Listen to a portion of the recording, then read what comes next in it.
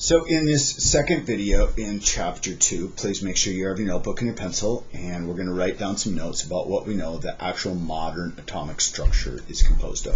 What do we know today?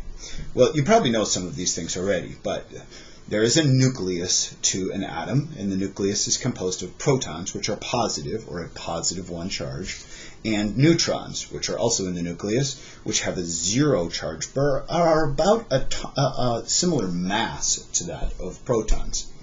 And then lastly, there are electrons, three basic particles that make up the atom, and the electrons are outside of the nucleus and have a negative one charge. We symbolize them as a plus sign for a proton, N or a 0 for a neutron, and an E with a little minus sign for an electron. The charge of an electron is about 1.6 times 10 to the negative 19th coulombs. A coulomb is a unit of a charge, and it's not that necessary that you know what that is right now, but just know that it's a very small amount. But interestingly enough, the proton has exactly the opposite charge, 1.6 times 10 to the negative 19th, but it is a positive amount of charge. And so protons and electrons are exact same amount opposite charge of one another, and therefore a neutral atom, or a normal atom, has equal positive and negativeness, and therefore is neutral, and it does not have a charge.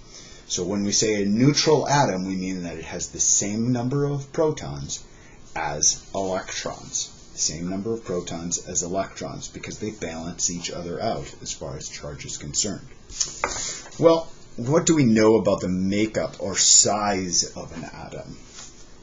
If you look at this diagram, either on the left or my really poor sketch on the right-hand side, you can see that we know that the nucleus is on the order of 1 times 10 to the negative 4th angstroms.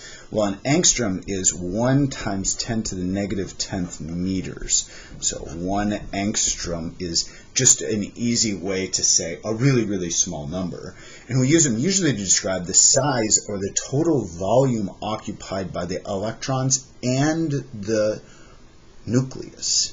The electrons fill the space, or can be in the space, that is from about 1 to 5 angstroms in diameter. And then the nucleus, you can see, is about 10,000 times smaller than that, a lot smaller than where the electrons are.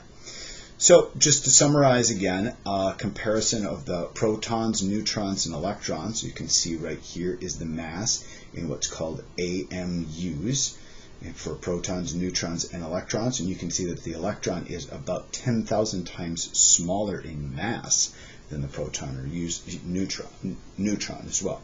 Because the atom is so tiny, this many grams is maybe the largest atom there is, we use a new unit to describe the mass of an atom.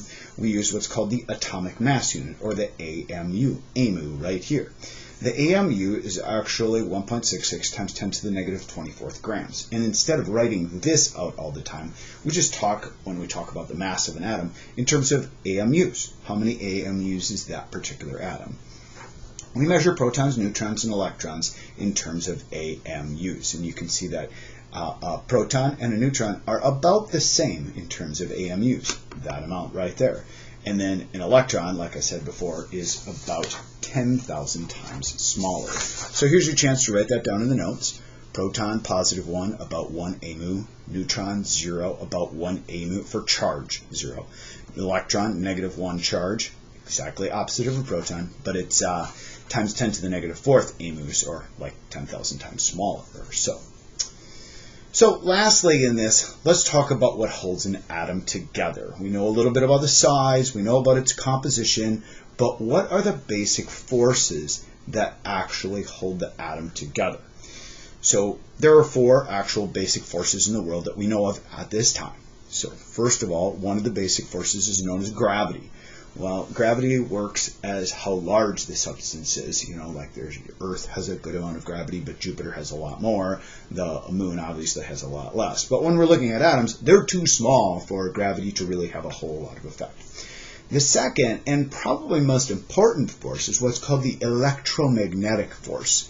So the electromagnetic force is positive charge and negative charge, and they attract to one another. And it explains why one atom will attract to another atom.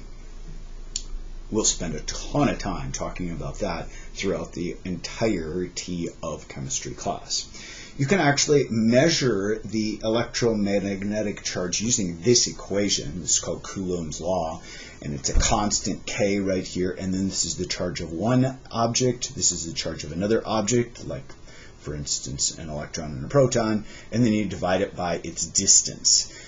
We'll come back to that equation more in chapter 5, but right now you can just know that that's one of the most basic forces right there that causes atoms to attract to atoms.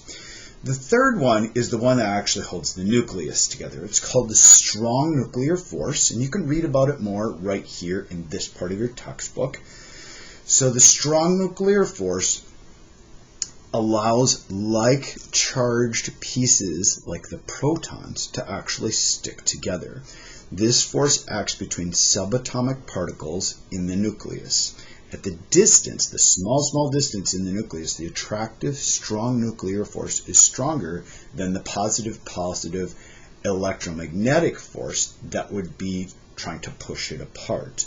And so the strong nuclear force is the one that holds the nucleus together. There's also one called the weak nuclear force.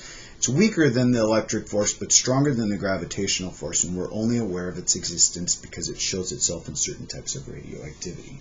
But these two animals right here kind of answer that question about how do these atoms or these pieces actually stick together. More about the atom in the next video.